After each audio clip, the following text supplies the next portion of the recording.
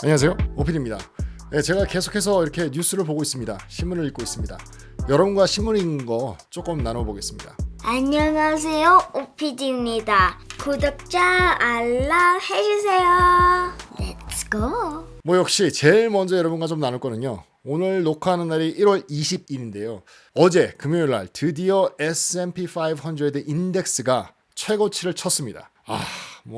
이 하락장이 온 지 뭐 엊그저께 같은데 1년 반 넘게 계속해서 떨어지다가 갑자기 오르기 시작하더니 드디어 최고치를 쳤습니다. 이렇게 넘어섰어요. 역사상 제일 지금 높은 고점에 있습니다. 4,800을 넘었습니다. 왜 그런지는 잘 모르겠어요. 지금 뭐 연준금리도 계속해서 높은 최고로 높은 이게 간 게 1년 반 넘게 지금 이자율이 굉장히 높은데 이런 적이 거의 처음이래요. 요즘에 들어와서. 20세기에 들어와서 처음이라고 얘기한 것 같습니다. 그런데도 주식은 올라가요. 주가는 올라가고 있습니다. 왜 올라가는지는 잘 모르겠습니다.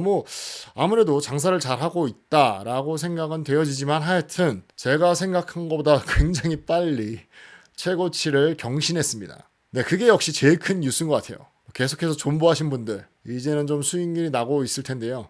계속해서 가면 뭐 더 좋은 날이 오지 않을까. 아니면 또 확 내려갈 수도 있겠지만 어쨌건 그렇습니다. 근데 뉴스를 시작한다면 그리고 이렇게 주식을 한다면 제일 먼저 좀 봐야 될 게 바로 연준 금리죠. 예, 처음 뉴스를 좀 보겠습니다. 보시면 연준 금리 이제 오르는 거는 이제 끝난 것 같다. 그런데 페드에서는 이 제롬 파웰은 그거에 대해서 얘기를 하지 않고 있다라는 기사가 떴습니다. 이게 12월 1일 기사인데요. 그때부터 벌써 연준 금리는 올리지는 않고 있습니다. 이제 올리는 거는 끝났다. 그 수준을 유지하든지 이제 좀 있으면 내릴 것이다 라고 얘기를 하고 있는데 연준금리에서는 정작 그런 얘기를 하지 않고 있습니다. 좀 그 말하는 걸 꺼리고 있어요. 왜 그런지는 좀 지금 와서 보면 이게 연준금리가 이렇게 올라가도 주식시장이 좋고 너무 이렇게 계속해서 붕 떠 있지 않나. 그래서 만약에 제롬 파웰이 이거 우리 내립니다 얘기하는 순간 난리가 나겠죠. 좀 이렇게 케아스가 올 것 같아서 아마 말을 줄이고 있는 것 같다 라고 얘기를 하고 있는 첫 번째 기사입니다. 하여튼 연준금리에서 이렇게 올리는 거는 이제 끝난 것 같아요. 언제 내리느냐가 좀 관건인데 다음 기사를 보시죠. 이 기사는 12월 20일 기사인데요. 제롬 파웰이 내릴 수도 있다, 올리지는 않을 것이다, 계속 이렇게 갈 것 같다, 요 상태로 그렇게 좀 약간 confused한 이렇게 메시지를 남긴다라는 기사입니다. 그래서 언제 낮출지를 모르겠고 또 얼마나 빠르게 이 페드에서 레이컷을 할지를 모르겠다. 좀 이렇게 좀 헷갈리게 말하고 있다라는 기사가 떴습니다. 좀 아까 말씀드린 것처럼 좀 약간 이렇게 내린다고 섣불리 말했다가는 지금 내린다는 말도 안 나오는데 이렇게 주식이 올랐는데 만약에 또 제롬 파웰이 아니면 또 연준금리에서 우리 내릴 거다, 진짜로 내릴 거다 이렇게 얘기해버리면 그러면 또 엄청난 좀 케아스가 오지 않을까, 혼란이 오지 않을까. 그래서 좀 말을 아끼고 있는 것 같습니다. 그런데 하여튼 저렇든 저는 제롬 파웰이 잘한 것 같다라고 생각을 하고 있어요. 이것이 한 번도 그 전에는 없었던 소프트 랜딩이 아닌가 라는 생각도 되어지고요. 또 약간 좀 이렇게 걱정을 해보자면 이거 올라가다가 또 확 어떻게 잘못되는 건 아닌지 이 사태가 터지고 이러면 좀 이렇게 주식시장이 또 흔들리는 건 아닌지, 좀 섣부른 오름이 아닌지, 이렇게 최고치를 친 게 그런 생각도 해볼 수는 있을 것 같습니다. 네, 다음 기사는요. 과연 연준금리에서 이렇게 금리를 올려놓고 계속 가고 있는데 그게 좀 이렇게 끼치는 영향이랄까? 그런 거에 대한 기사입니다. 보시면 이제 hiring, 그러니까 사람 뽑는 게 드디어 슬로우하고 있다, 좀 떨어지고 있다라는 바로 그런 기사입니다. 보시면 2021년도 그리고 2022년도에는 굉장히 좀 많이 사람을 뽑았어요. 회사에서. 그런데 이번 10월 달에 들어와서 한 3개월 전이죠. 들어와서는 새로운 잡이 15만 잡밖에 안 생겼다. 그래서 하이어링이 좀 슬로우 다운 되고 있다. 그 뜻은 바로 좀 이렇게 경제가 쿨링되고 있다. 너무 과열됐던 게 쿨링되고 있다.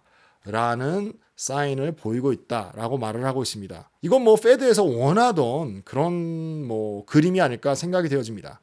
이 페드에서 인터레스트 레이트를 올린 이유는 약간 좀 지금 경제가 너무 이렇게 핫하기 때문에, 그래서 너무 큰 인플레이션이 왔기 때문에 물가가 너무 오르잖아요. 사람들이 다 살려고 그러니까.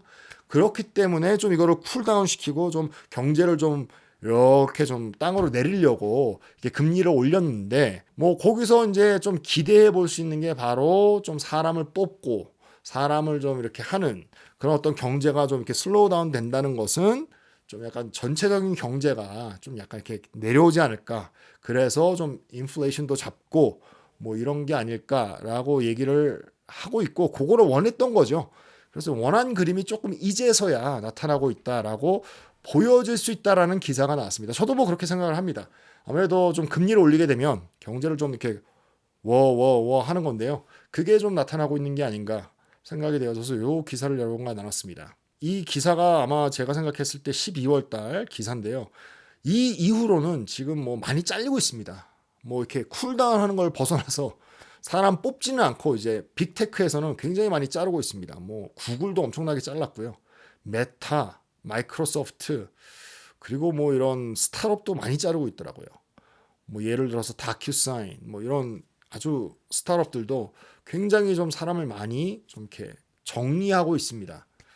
뭐 이게 당연한 어떤 수순이 아닐까라고 생각이 되고 이게 더 나아가게 되면 이제 리세션이 오겠죠. 소프트 랜딩은 이제 없어지고 리세션이 올 텐데 그때쯤에 좀 연준에서 이렇게 금리를 좀 약간 내리지 않을까. 그때가 페드가 약간 좀 고게 아닐까라는 그냥 저의 내피셜을 돌려봅니다. 다음 기사는요. 제가 언제나 좀 말씀드렸던 그런 게 좀 기사로 나와서 여러분과 나눕니다.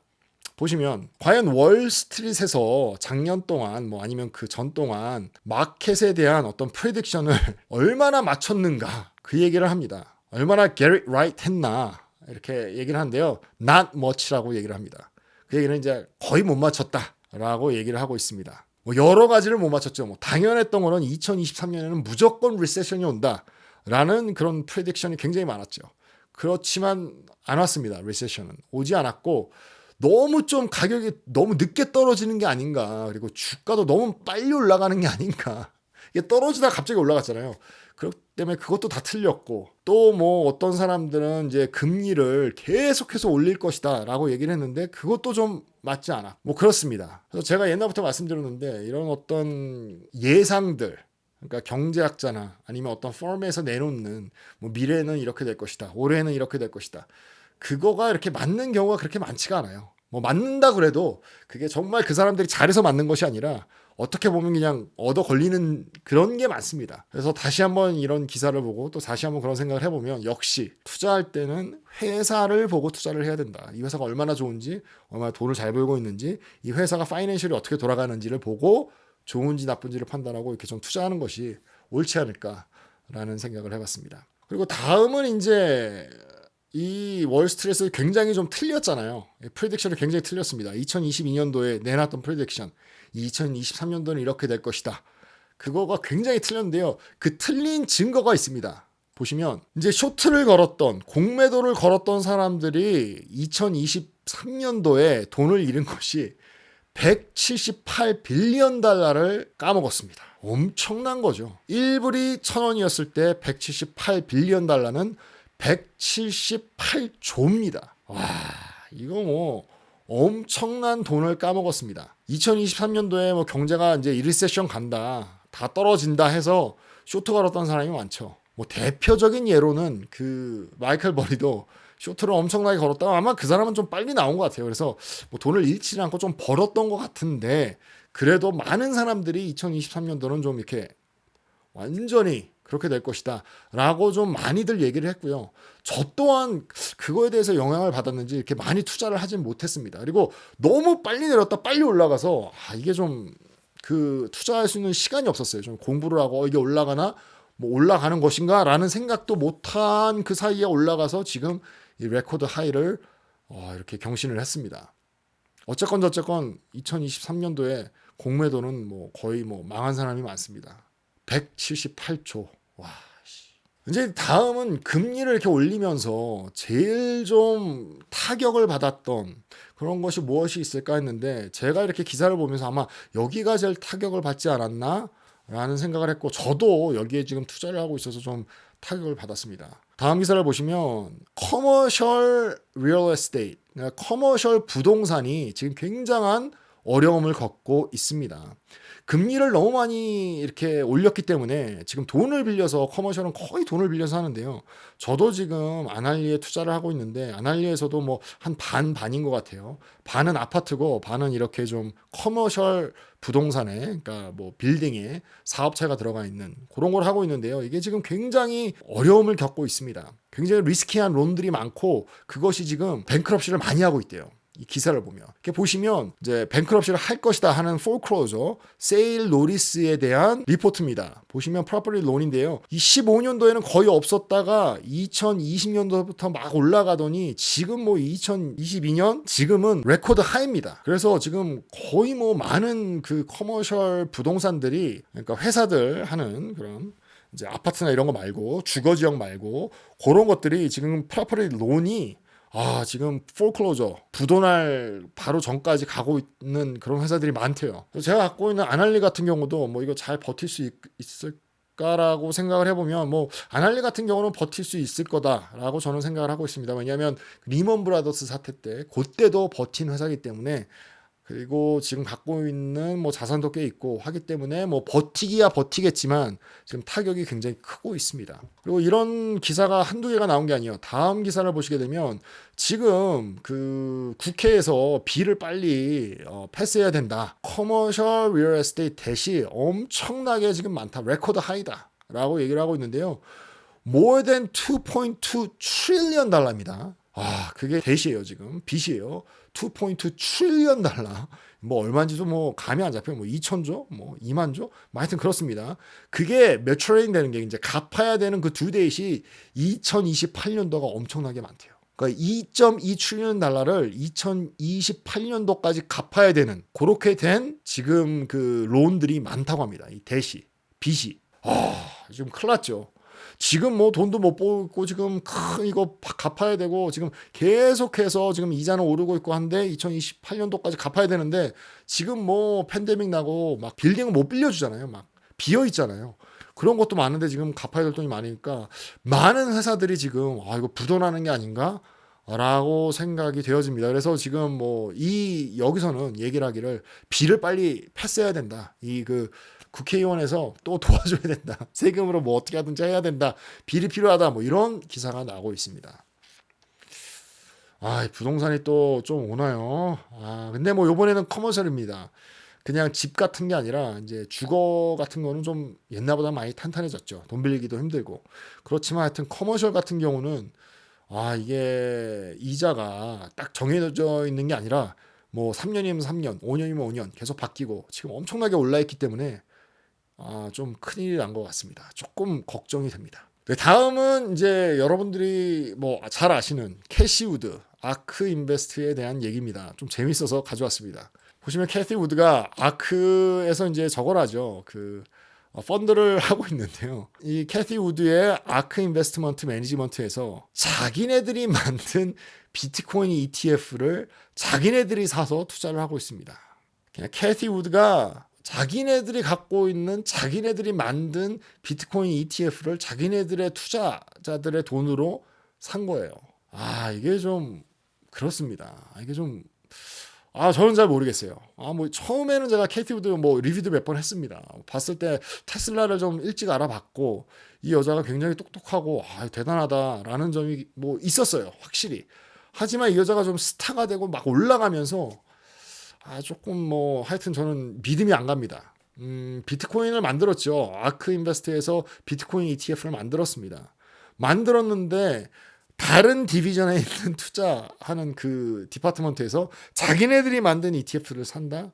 그럼 이 ETF를 관리해주는 이 수수료도 아크 인베스트에서 가져가고 이 투자자들에게 해주는 수수료도 거기서 가져가고 자기네들이 자기네들 거 사고 여기다는 분명히 밸런스 시스로 이게 잘 팔렸다. ETF가 좋다. 지금 상품이 잘 되고 있다라고 얘기를 할 거고 뭐 자기네들이 만든 건데 그러니까 뭐 이게 뭐냐 하면 뭐 자기네들이 만든 아이스크림을 자기네들이 사 먹는 거죠. 그러면서 자기네들이 사 먹었다고 수수료를 자기네들이 이제 투자자들한테 받는 거죠. 뭐 하여튼 모르겠습니다. 이거는 너무 좀 약간 코미디가 아닌가. 뭐 아닌가. 뭐 이유가 있겠죠. 근데 하여튼 저는 아크 인베스트는 이제 투자를 뭐 처음부터 안 했고 잘 모르겠습니다. 좀 그러네요. 그리고 이제 마지막 기사는요. 테슬라에 관한 기사입니다. 이 일론 머스크가 대단한 사람인 것 같습니다. 그렇지만 과연 테슬라가 투자하기에 좋은 회사인가? 한번 보시죠. 이제 일론 머스크가 그 테슬라 보드한테 얘기를 했어요. $60 billion 플러스 페이 패키지를 달라. 60조 달라고 그랬어요. 그러니까 일론 머스크가 야, 나 60조 줘. 이거 얘기한 겁니다. 나 60조 빨리 줘. 나 잘하고 있잖아. 60조를 이제 그 스탁으로 달라고 그랬어요. 달라고 그런 이유가 재밌습니다. 여기서 말하는 거는 이제 달라고 그런 이유가 테슬라에서 지금 AI를 만들고 있죠. AI도 만들고 있고 그 AI를 통한 그 이제 로봇 같은 거 만들고 있잖아요. 그 이렇게 진짜 걸어 다니는 로봇.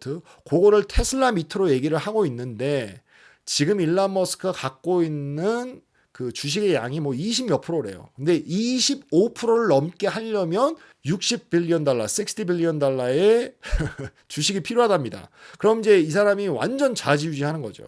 그 이유가 자기가 지금 AI를 이렇게 개발하고 있는데 근데 이제 막 이렇게 태클을 걸면 내가 이거를 여기서 개발 못한다 테슬라에서. 그럼 자기가 이렇게 따로 회사를 만들어서 AI 로봇이랑 AI는 따로 회사를 만들어서 해야 된다. 그럴 수밖에 없다. 자기 마음대로 하겠고 뭐 이렇게 뭐가 많기 때문에 그렇게 해야 된다라고 얘기를 하고 있어요. 그러니까 테슬라에서 만드는 거 시작을 했는데 내가 이걸 이쪽으로 내놓겠다. 회사 하나 다시 만들어서 너네가 60조 주식을 안 주면 내가 그렇게 하겠다라고 지금 테슬라 보드한테 얘기를 했습니다. 한마디로 말하면 60조 안 주면 나 회사 따로 만들어서 AI는 따로 할 거야. 60조 주면 내가 AI 테슬라에서 할게. 내가 이거 테슬라에서 하면 뭐 이런 얘기는 안 했지만 테슬라에서 만약에 이 AI를 한다면 테슬라가 더 좋은 회사가 되겠지. 하지만 그걸 내가 못 한다면 그냥 회사 다시 만들어서 테슬라는 테슬라대로 없고 AI 회사를 자기가 또 하겠다라는 얘기를 하고 있는 거죠. 개인적으로 본다면 굉장히 똑똑한 사람입니다. 이 사람은 천재예요. 돈 버는 것도 천재지만 뭐 하여튼 AI도 대단한 AI잖아. 막 걸어다니고 막 이러기 때문에 대단한 거고 테슬라 같은 경우는 뭐 자기가 혼자 처음부터 시작해가지고 이렇게 했는데 그냥 이 어떤 뭐 자동차 회사를 만들어서 키우기도 힘든데 전기차 진짜 황무지에서 전기차를 만들어서 미국 내에서는 진짜 뉴욕 끝에서 LA 끝까지 가는데 테슬라로 갈 수가 있죠. 슈퍼차지로 해서. 그거에 대한 어떤 네트워크를 만든 사람이에요. 천재죠.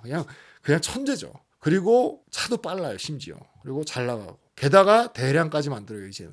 게다가 전 세계로 가고. 뭐 하여튼 천재입니다. 하지만 이 과연 테슬라라는 회사를 봤을 때 일론 머스크가 주주들을 생각하느냐? 그건 아닌 것 같아요. 그냥 자기 마음대로 하고 있습니다. 지금 뭐 X 그 트위터죠. 거기다도 뭐 얘기하는 게 I don't care죠. 멋있어요. 멋있고 대단해요. 하지만 과연 테슬라의 주주로서 모르겠습니다. 60조 줘야 될까요? 말아야 될까요? 여러분 같으면 주겠어요? 안 주겠어요? 그냥 달라는 거죠. 안 주면 나 AI 딴 데 가서 한다. 판단은 여러분께 맡기겠습니다. 저는 테슬라 주식을 갖고 있죠. 많이 갖고 있지는 않지만 좀 갖고 있습니다. 근데 하여튼 일론 머스크 이거 그렇습니다. 네, 오늘 또 이렇게 제가 봤던 기사들을 봤습니다. 조금 더 여러분과 이걸 나눠야 될까 생각을 하고 있어요. 아니면 그냥 회사를 나눌까 알려주십시오. 이런 뉴스가 좀 더 도움이 된다면 조금 더 횟수를 높이겠습니다. 네, 이 영상도 여러분께 조금이나마 도움이 됐으면 좋겠습니다. 지금까지 OPD였습니다. 감사합니다.